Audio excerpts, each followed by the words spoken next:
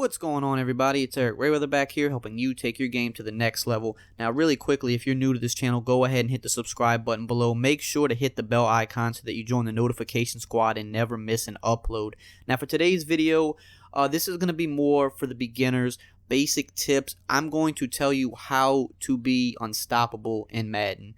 Maybe not unstoppable, anything stoppable, but I'm going to teach you the best practices for how to win more games, how to be more competitive, how to compete with anybody. I'm going to touch on the small things that make a good Madden player a great Madden player, or that can take an average Madden player to a really good Madden player. These are things that a lot of people overlook, that they think too much about maybe, and they don't actually hone in on. These are things that you need to do to be a better Madden player. Before you find good plays and before you work on your user ability, you need to be doing these things. So let's start first off and foremost.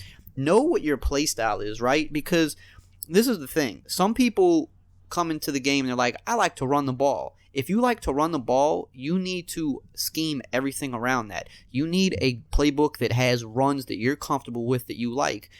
Then this goes over into the team. Use the team that best fits your play style. If you love to run the ball, use the Cowboys. I don't care what anybody says. Oh, anybody can run the ball at the Cowboys? Good. That's fine. Use the Cowboys. You like to run the ball. They're the best running team. That only makes sense. Now, there's other good running teams that have good offensive lines as well, but the Cowboys would be at the top of that list. Don't worry about people saying, oh, you only can run because you use the Cowboys. Tell them, yep, you're right. I only can run because I'm using the Cowboys. It doesn't matter what they say. You're here to win games. The Cowboys are a team in the game that anybody can pick, just like anybody else. Okay? Know your play style. If you like to pass the ball, pick the Patriots. Pick the Packers. Use teams that fit your play style. Use playbooks that fit your play style. Don't worry about people saying, oh, anybody can have a good offense with this playbook. It's the best playbook in the game. Okay, so why shouldn't you use it? You don't get, a pat on the back and, for using a playbook that sucks. Use a playbook and a team that fits your play style. That is number one. Don't worry about what everybody else says. They're just complaining because they're probably not beating you.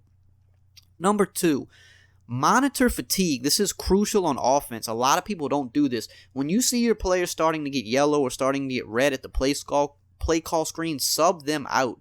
Put the backup in, because when they start getting yellow and start getting red, that's when they start fumbling the ball. That's when they start running slower. This seems like a very basic thing, but a lot of people don't do it, especially if you like to run the ball a lot. If your running back is getting fatigued, take him out for 2 or 3 plays. Put the backup in. He'll suffice.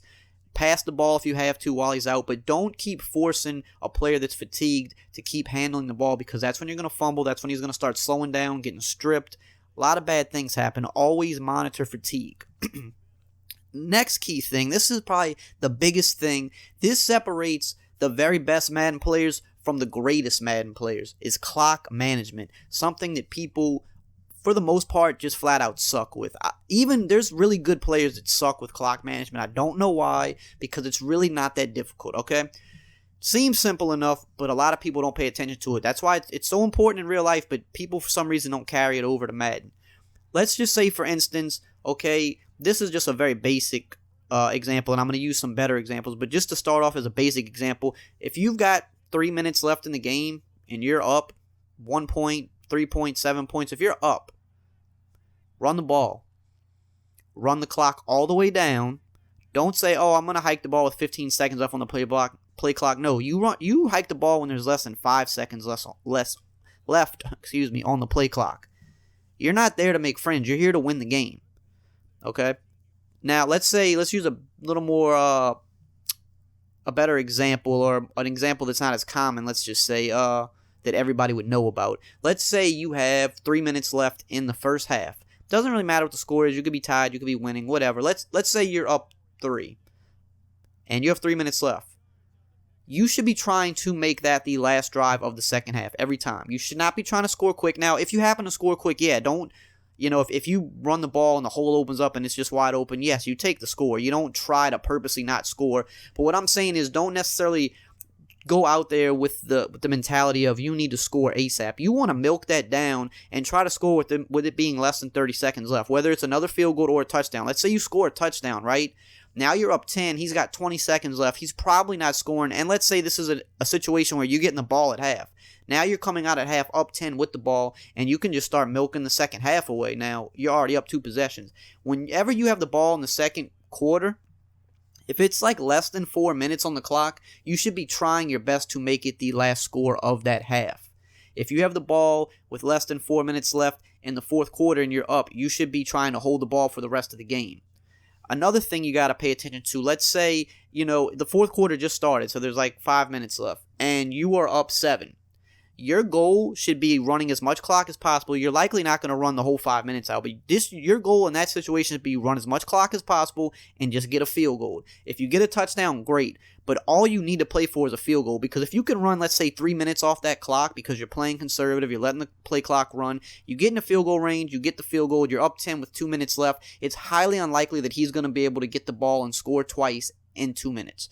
You have to pay attention to the play clock. You have to manage the clock. If you do this, one thing alone, you will take your game to the next level. The next thing is learning how to scheme, and I'll be breaking more of this down later this year, showing people how to scheme more in depth. But you don't want to just be calling random plays, no rhyme or reason for why you're calling these plays. You want to find a formation or a couple formations that you really like that have multiple plays in them that you like, and you want to scheme them to make this hard for the defense. So let's say you have a play.